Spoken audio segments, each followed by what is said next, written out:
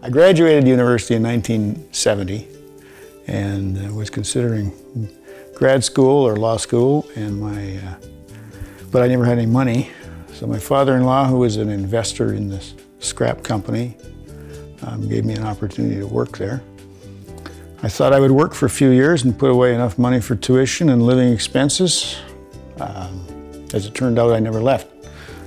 The scrap business was known as Mandak Metal Processors. And over time, we developed this business from a small enterprise into something that was processing many hundreds of thousands of tons of scrap. Steel mill next door was owned by Dominion Bridge, or AMCA Corporation as it was called in those days. In 1988, Garry was approached by Marcel Dutil, CEO of the Can-Am Group, with the opportunity at MRM.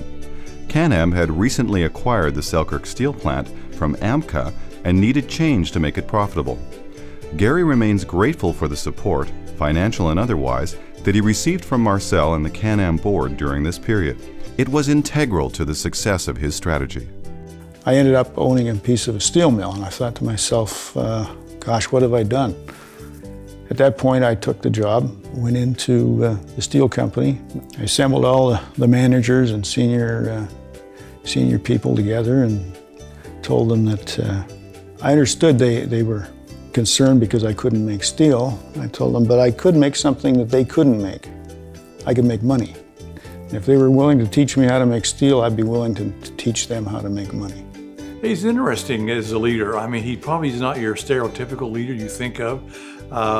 In one sense, kind of quiet, soft-spoken, yet has strong convictions about what's right and what's wrong.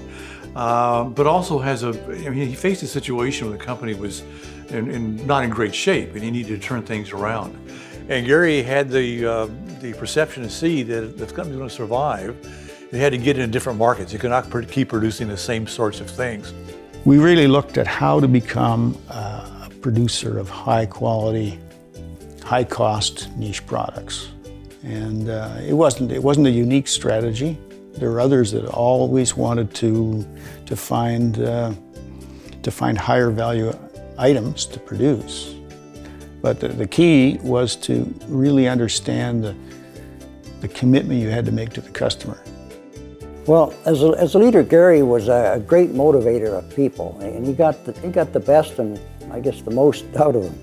Recognizing Garry for this award is very fitting, as Garry was responsible for achieving the creation of a unique steel company in Manitoba.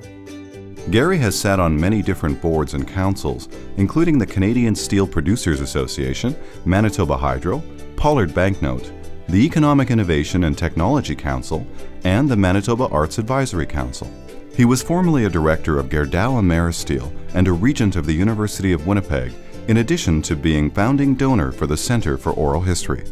I think being accepted into the CME Hall of Fame is a wonderful distinction, but I also recognize that I'm only representing the team that really deserved the award. I mean, I had the very favorable position of being able to lead it, but the fact was that there were many other people that produced the results. It wasn't me. And what I think I did was accomplish the facilitation, the release of those people to do that work. And I think therein is the award. But the true accomplishment is theirs. And I'm forever grateful that I had to work with those people because they're wonderful people and their accomplishments were significant. Congratulations to Garry Leach for receiving the 2015 CME Hall of Fame Award.